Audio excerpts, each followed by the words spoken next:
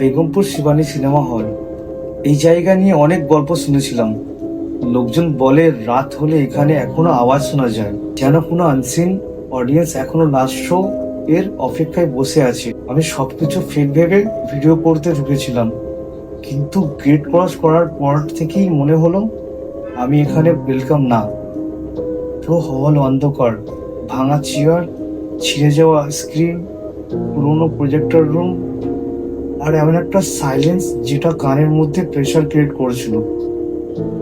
হঠাৎ আমার পেছনে চেয়ার ঘষার আওয়াজ হলো। পেছনে ফিরে দেখলাম একটা চেয়ার আস্তে আস্তে নিজের থেকেই নড়ছে। ওই মুহূর্তে আমার বডি পুরো ফ্রিজ হয়ে গেছিল। তারপর হঠাৎ আমি জোরে পড়ে যাই, হাত পা